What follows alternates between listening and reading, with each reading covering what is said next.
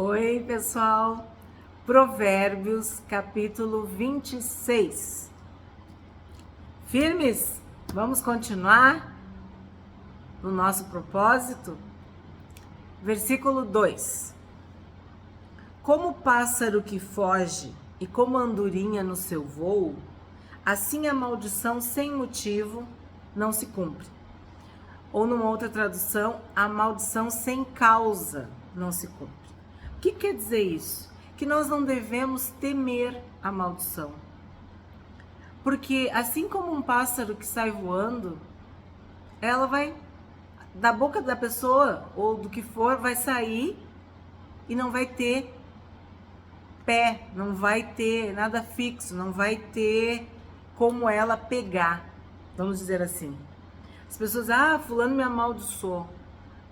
Essa maldição só vai chegar em ti se tiver algum motivo, se tiver alguma causa. Do contrário, ela não vai pegar em ti, ela não vai chegar em ti. Quando os pássaros estão voando, o que está acontecendo com os pezinhos deles? Estão recolhidos, não estão encostando na terra. As asas, né? Eles estão voando, só as asas, mas o pezinho não está. Então, não tem onde se fixar. Dá para tu entender? Nós somos de Deus. E é o Senhor que nos abençoa. Nós já vimos aqui. A bênção do Senhor é que nos enriquece. A bênção do Senhor é que nos faz prosperar. E ela não tem desgosto, ela não tem dor. Ela não acrescenta nenhum problema. A bênção do Senhor é que nos acompanha. A bondade do Senhor, a misericórdia do Senhor, é isso que está sobre as nossas vidas.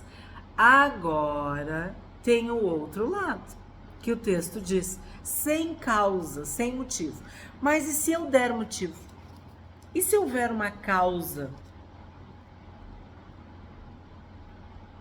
Tu já sabe a resposta? Se eu estiver em pecado, sim, existem atitudes nossas que geram consequências. E essas consequências são maldições. O que Jesus fez? Jesus, ao morrer na cruz, ao ser deitado no madeiro, que é o que a palavra diz, ele se fez maldição por nós. Ele recebeu no seu corpo, na sua carne, a maldição que pertencia a nós,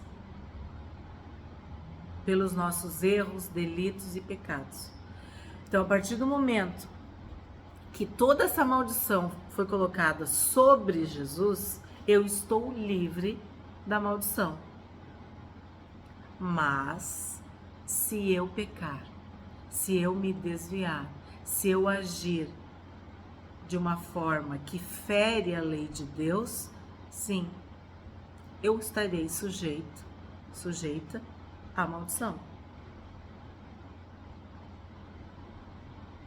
É um texto complexo, né? É um texto pesado até, né? Porque a gente não gosta de ouvir certas coisas. Mas a verdade é essa. A maldição sem causa não se cumpre. Mas se houver um pé de apoio, se houver algo para essa maldição pousar, aterrissar, aí são outros 500. Tá entendido? 4. Não responda ao insensato segundo a sua tolice, para que você não se torne semelhante a ele. Eu resumo esse verso como: não te rebaixe, não desce ao nível de certas pessoas, sabe? Ignora, pula essa parte. É isso que eu interpreto. Porque às vezes, quando tu responde no nível daquela pessoa, tu desceu muitos degraus. Tu te rebaixou demais. 5. Agora, olha o outro lado da história. Responda ao insensato segundo a sua tolice, para que ele não seja sábio aos seus próprios olhos. Aqui é outra situação. O tolo tá se achando nessa aqui. Aí o que tu tem que fazer? Eu tô usando um vocabulário bem simples. Dá nos dedos dele. No 4, o tolo, o insensato, o louco, a gente já falou, são todos sinônimos daquela pessoa que não é sábia, daquele que não tem sabedoria. Então, no 4, ele quis estar por cima, falou alguma coisa, ó. E aí, o que Salomão está dizendo? Não responda de acordo com a tolice dele. Não te humilha, não te rebaixa, não desce ao nível dele. No 5, é tu que vai ter que botar ele no lugar dele. Difícil esses 2 versículos, porque se tu não prestar atenção, tu vai te confundir. Então, o que a gente pode aprender aqui pro dia a dia? Tem pessoas que tu deve ignorar. Fazer de conta que tu nem ouviu. Ai, deixa. Sabe aquela história de com louco a gente não discute? Vamos dizer que esse se aplica no 4. Aí, o 5 é aquele que tá se achando que precisa que tu dê nos dedos dele. Precisa de uma repreensão. Precisa que tu coloque ele no lugar dele, para ele parar. É assim que eu interpreto. Agora vamos dar um pulo pro 11. Como o cão que volta ao seu vômito, assim é o insensato que repete a sua tolice. Eu cresci ouvindo dizer que errar é humano, mas persistir no erro é burrice. Acho que se aplica aqui. Ninguém está livre de errar, ninguém está livre de fazer um comentário infeliz, de cometer uma gafe. Mas aquela pessoa que está sempre falando asneira, falando que não deve, na hora que não deve, coisas inconvenientes, inadequadas, ele compara a um cão que volta ao vômito. Sem comentários, né? Acho que já está bem explicadinho. 13. Lá vem ele de novo, o preguiçoso. Vocês viram como Salomão repreendia? O quanto e como é sério esse pecado, esse defeito, esse erro da preguiça? O quanto isso atrasa a vida de uma pessoa, de uma família, de uma cidade, de um reino, de um país. Pessoas preguiçosas, pessoas que não fazem o que era para ser feito. Olha o que o preguiçoso diz. Um leão está no caminho, um leão está no meio da rua. Ele não pode sair para trabalhar, porque tem um leão lá. Ele não pode ir para a escola, tem um leão. O preguiçoso, ele vai criar uma história tão mirabolante dentro da cabeça dele para justificar por que ele não quer fazer o serviço. Eu já escutei assim, para que eu vou cortar essa grama se ela vai crescer de novo? Para que eu vou lavar essa louça? Gente, para que eu vou pintar essa casa? Para que isso? Para que aquilo? Tem isso, tem aquilo. Gente, tem desculpas absurdas para justificar a preguiça. Gente que não arruma a própria cama, quer mudar o mundo, mas não arruma a própria cama, não arruma o próprio quarto. A Bíblia diz que se a gente for fiel nas pequenas coisas, Deus vai nos confiar as grandes. Então tem pessoas que não conseguem fazer o mínimo por elas mesmas. Quem dirá pelo seu quarto, pela sua casa, pelos seus familiares, pelo carro. Tem gente que tem um carro e o carro é um lixo. Acho que o caminhão do lixo tem menos lixo que o carro de certas pessoas. Então assim, o preguiçoso, a preguiça, eu dizia para as crianças, para os meus alunos, porque eu dava aula de manhã muito cedo, né? Por muitos anos as crianças chegavam muito cedo, depois que melhoraram esse horário. Os riquinhos vinham dormindo quase. E eu dizia para eles, a preguiça a gente deixa lá na cama quando levanta. Porque aí depois de noite, quando a gente quer dormir, ela já tá lá e a gente já tá pronto para aquela preguicinha, para aquele soninho. E eles achavam engraçado. Então, é mais ou menos isso. A preguiça só é boa pra gente dormir, pra tirar um soninho, né? Mas não é pra nos acompanhar durante o dia. Não é mesmo. 16. O preguiçoso é mais sábio aos seus próprios olhos do que 7 homens que sabem responder bem. O preguiçoso, além de ser preguiçoso, ele é soberbo, porque ele acha que a explicação dele ou a forma como ele leva a vida é a correta. Tipo, a humanidade inteira chegou onde chegou sem a preguiça, porque teve trabalho árduo, estudo, dedicação. Mas o preguiçoso acha que o certo é ele. Agora eu vou ler o 17, 18 e 19. Quem se mete na discussão dos outros é como aquele que pega pelas orelhas um cão que vai passando. Como o louco que lança fogo, flechas e morte, assim é aquele que engana o seu próximo e diz: fiz isso por brincadeira. Existem pessoas, seja na tua família, seja no teu trabalho, seja no teu espaço de convívio social, até na igreja, no clube, vizinhos, enfim, eu não sei, pessoas com as quais tu convive. Tem algumas pessoas que elas são ácidas, elas não têm coragem de falar exatamente o que elas pensam, então elas brincam, elas fazem piadinhas, elas dizem coisas ofensivas, agressivas, venenosas, perigosas e depois elas dizem: ah, tô brincando contigo, isso é uma brincadeira. Só que o que a Bíblia está dizendo aqui em Provérbios? Que isso é como um fogo, é como uma flecha, é morte. Quando eu uso a minha boca para abençoar, é vida, é cura. Quando eu uso a minha boca para ferir, é como um fogo que queima.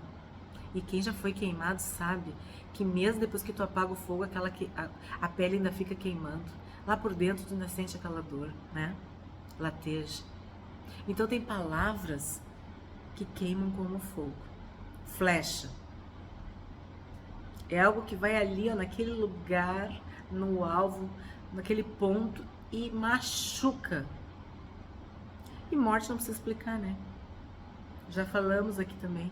Pessoas que são zumbis, elas estão vivas porque o coração tá batendo, porque tá respirando, mas por dentro já morreu de tantas palavras. Às vezes de um pai, de uma mãe que não tinham sabedoria, de um professor, de uma professora. Pessoas que experimentaram a morte no seu íntimo. E aí, não conseguiram se erguer. Aquelas palavras ficaram ressoando na mente. Se tu é uma dessas pessoas que foi ferida, eu vou te dizer, tem vida para ti. Nada disso que falaram é verdade. Porque a verdade, ela cura, ela liberta. Jesus é o caminho, a verdade e a vida. Então quando a verdade vem, ela vem junto com a vida. E ela te dá um caminho. Ela te mostra o que tu tem que fazer, por onde tu tem que andar. Então se tu tá parado, paralisado, traumatizado, se sentindo isso aqui, ó, vou te dizer, tudo isso é palavra de tolo, palavra de louco, palavra de insensato. Olha o que diz, pessoa que vai lá se meter na vida do outro é que nem pegar um cachorro pelas orelhas. Essas pessoas em algum momento entraram na tua mente, na tua vida, no teu coração e te envenenaram. Então o que eu te digo hoje? Não aceita palavras de tolos. Ou tu ignora, ou tu responde à altura. Com o quê? Com sabedoria. É isso que nós estamos fazendo aqui. Estudando sabedoria, estudando a palavra de Deus, para sabermos como reagirmos no dia a dia. 23. Como vaso de barro coberto de prata, assim são os lábios amorosos e o coração mau. Lembrei de novo do sepulcro caiado, que por fora é branquinho, entre aspas bonitinho, e por dentro é podre. Por dentro tem morte. Tem pessoas que se aproximam de nós e por fora, né, o papel é de presente, é bonito, mas por dentro elas são falsas. O coração delas é invejoso, elas são amarguradas, elas cobiçam, elas são pessoas falsas, pessoas dissimuladas. Quem odeia, dissimula com os lábios, mas no seu íntimo esconde a falsidade. Hoje em dia na internet, né, é muito comum as pessoas fazerem uns comentários tão maldosos. E aí quando elas são confrontadas, não era isso que eu quis dizer. Não. Dissimulam, falsidade. E eu diria covardia, né? Covardia. Porque as pessoas podem pensar o que elas quiserem, mas elas só devem falar se a gente perguntar, né? Sabedoria é estar calado. A gente tá vendo que é muito mais ficar calado do que sair falando. 25. Quando ele vier, ele quem? Nós estamos falando de quem? Do dissimulado, do falso, do insensato, do louco, do tolo. Quando ele vier com palavras suaves, não acredite nele, porque tem 7 abominações no seu coração. Essa palavra pode ser 7 espíritos do mal. 7 é um número que indica a perfeição, algo assim muito forte, muito completo. Então significa que a pessoa, ela é muito má.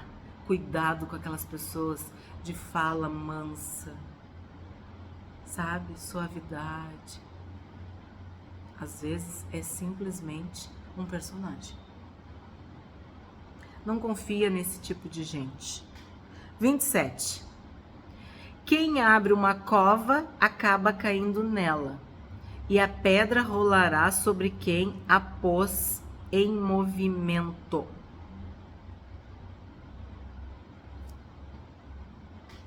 Tu arma a rede e quem cai é tu. Sabe a armadilha na floresta? O cara bota tanta armadilha pros outros que depois ele se perde e ele mesmo cai. Me lembra a história de Esther, de Naamã, que armou tudo, inclusive a forca, e para quem ele queria, né? Ele armou tudo contra os judeus. E aí quando chegou a hora, quem foi enforcado, quem morreu, foi ele. Então tem isso também. Às vezes tu arma tanta coisa para os outros que acontece contigo. Tu deseja o mal pro próximo e o mal te apanha em cheio. Muito obrigada pelo capítulo 26. Amanhã, capítulo 27.